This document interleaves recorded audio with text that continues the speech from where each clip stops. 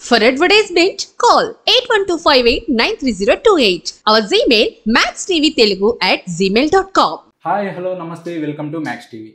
So చాలామంది youth and teenagers face చేసే problem hair fall and skin issues like acne, melasma and skin care ప్రాబ్లమ్స్ని face చేస్తుంటారు. మరి వాటన్నిటికీ సొల్యూషన్ ఈరోజు మనం ఈ వీడియోలో తెలుసుకుందాం.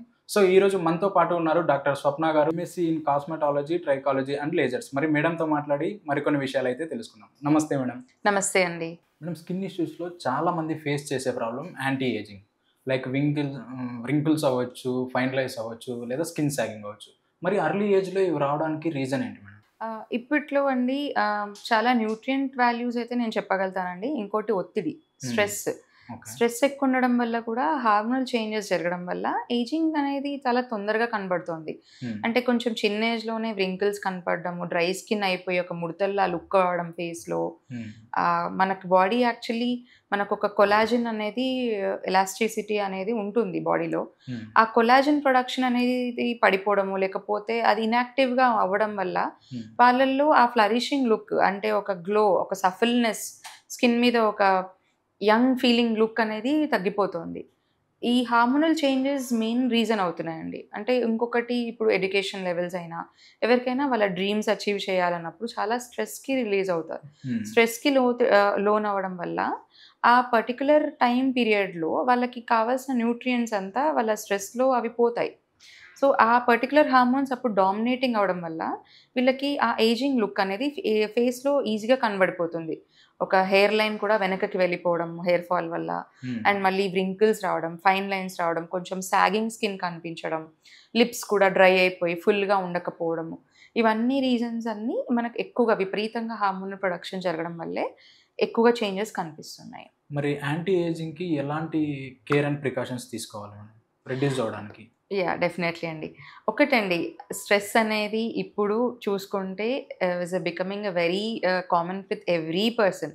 ఒక పర్టికులర్ స్టూడెంట్ దగ్గర నుంచి చూసుకున్నా, ఒక జాబ్ హోల్డింగ్ లేదా ఒక మదర్ అయినా, ఒక ఇంట్లో నుంచి వర్క్ ఫ్రమ్ హోమ్ చేసిన ప్రతి ఒక్కరికి స్ట్రెస్ అనేది ఉంటుంది. కానీ once we get release from this stress, అంటే ఎలా అంటే we have to take care of the nutrient values అండి. దాని తర్వాత ఎలా హ్యాపీగా ఉండాలి. ఫస్ట్ హ్యాపీనెస్ ఎంత ఎక్కువ హ్యాపీ హార్మోన్స్ మనకు రిలీజ్ అవుతే, ఆ స్ట్రెస్ బ్రేక్ అవుతే ఆ హార్మోనల్ ఎఫెక్ట్ మనకు పడిపోతుంది. చాలామంది తెలియదు ఏంటంటే, అరే నవ్వుతూ హ్యాపీగా ఉంటే చాలా అని. అంటే డెఫినెట్లీ అండి, హ్యాపీగా ఉంటేనే మనకి స్కిన్ కూడా ఆ పర్టికులర్గా మనకు చూపిస్తుంది. ఇప్పుడు మనం సాడ్గా ఉంటే డెఫినెట్లీ మన ఫేస్లో తెలిసిపోతుంది, అరే సంథింగ్ ఈజ్ దేర్. సో మనం ఎంత హ్యాపీగా ఉంటే స్కిన్ కూడా అంత హ్యాపీ హార్మోన్స్ని రిలీజ్ చేస్తుంది అండ్ దట్ చేంజెస్ని అరెస్ట్ చేస్తుంది. ఆ చేంజెస్ అవ్వకుండా ఉండడానికి ఫస్ట్ మనం ఫుడ్ మీదనే ఫోకస్ చేయాలి. స్లీప్, వాటర్ ఇంటేక్, మళ్ళీ తర్వాత ఈ particular stress management.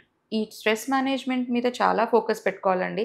Day to day ఒక్కొక్కరికి ఒక్కొక్క ఛాలెంజ్ ఫేస్ అవుతూ ఉంటాము. ప్రతి ఛాలెంజ్ని ఫేస్ అవ్వడం ఎలా అనేది టెన్షన్ పడకుండా దాని సొల్యూషన్ మీదనే ఎక్కువ ఆలోచించాలి. చాలామందికి అది చేయాలా వద్దా అనే దాని మీదనే ఆ స్ట్రెస్సే ఎక్కువ ఉంటుంది. చేయాలా వద్దా, ఏదో ఒక డిసిషన్ తీసుకొని ముందుకు పోవడం అనే ధైర్యం తెచ్చుకొని ఫార్వర్డ్గా వెళ్తేనే ఈ స్ట్రెస్ అనేది బ్రేక్ అవుతుంది.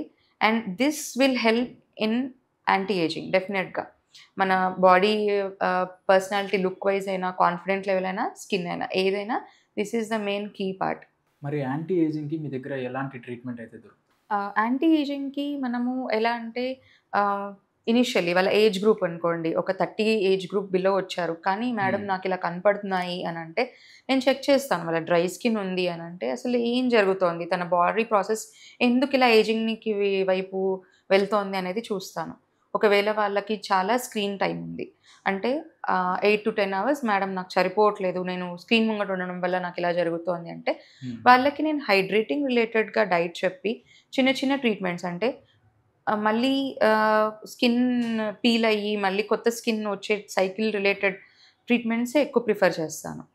కొంచెం ఫేస్ రిజువినేటింగ్ అంటే ఫేస్ పిఆర్పి రిలేటెడ్ ఇలాంటి ట్రీట్మెంట్స్ చేస్తే వాళ్ళకి 30 బిలో వాళ్ళకి రికవరీ అయిపోతుందండి. మళ్ళీ ఆ వ్రింకిల్స్ మళ్ళీ ఒక ఏజ్ గ్రూప్ అంటే ఒక 35 క్రాస్ అయ్యాక మేబీ ఇది వాళ్ళు మళ్ళీ గమనించవచ్చు. అలా మనము ఒక్కొక్కరికి ఒక్కొక్క ఏజ్ గ్రూప్లో చేసుకుంటూ వెళ్తాం. ఇప్పుడు ఫైన్ లైన్స్ ఉన్నాయండి ఫోర్ హెడ్ మీద. కొందరికి అది యాక్సెప్టబుల్, కొందరికి నాట్ యాక్సెప్టబుల్. సో ఒకవేళ అది ఏజింగ్ లుక్ లాగా కనపడుతుంది అని అంటే అది డెఫినెట్లీ ఒక కన్సర్న్ లాగా తీసుకుంటాను. తీసుకొని దానికి కూడా సేమ్ ట్రీట్మెంట్సే. కొన్ని ట్రీట్మెంట్స్ ఉంటాయండి, లైక్ బొటాక్స్ ఇంజెక్షన్స్ ఉంటాయి. లేదు మేడం నాకు బొటాక్స్ వద్దు అని అన్న వాళ్ళకి నిదానంగా వీడు face PRP treatments, roller face needling treatments ఇవి చేసి, లేదంటే లేజర్ ట్రీట్మెంట్స్ చేసి ఆ పర్టిక్యులర్ వ్రింకిల్స్ని, ఫైన్ లైన్స్ని కొంతకాలం వరకు పోస్ట్పోన్ చేస్తాము. ఇట్ కాన్ బి అవాయిడెడ్ అండి. ఏజింగ్ అనేది మన కామన్గా జరిగే పద్ధతి బాడీలో. We can postpone it. దాన్ని ఎంతవరకు కావాలంటే అంతవరకు పోస్ట్పోన్ చేస్తూ వెళ్ళొచ్చు. కానీ ఒక ఏజ్ వచ్చేసింది, 40 ఏజ్ వచ్చేసింది అని అంటే డెఫినెట్లీ వీ కెన్ సీ. ఇవి ఎలా అంటే మనం ఏదైనా ట్రీట్మెంట్స్ చేసి రివర్స్ చేయడం అనే ప్రాసెస్ ఉండదు అప్పుడు ఇంకా. సో అప్పుడు we have to advise face PRPs, botox treatments. కొందరికి ఫిల్లర్ ట్రీట్మెంట్స్ అవసరం పడతాయి, కొందరికి ఇప్పుడు థ్రెడ్ ట్రీట్మెంట్స్ అవసరం పడతాయి. సో ఎవరికి ఏది సూట్ అవుతుంది, ఏ లెవెల్ వరకు ట్రీట్మెంట్ చేయొచ్చు అనేది వాళ్ళకి చెప్తే we will go ahead. If they are willing for all treatments అంటే చాలా బాగా చేంజెస్ చూపించవచ్చు. అంటే ఒక 5 to 10 years ఏజ్ వరకు కూడా తగ్గిన లుక్ వస్తుందండి ఆ వ్రింకిల్స్ తగ్గిపోవడం వల్ల. మేడం మరి యాంటీ ఏజింగ్కి ఫేషియల్ ఎక్సర్సైజ్ చేస్తే ఏమన్నా రెడ్యూస్ అవడానికి రిజల్ట్ ఉంటుందా మేడం? డెఫినెట్లీ అండి.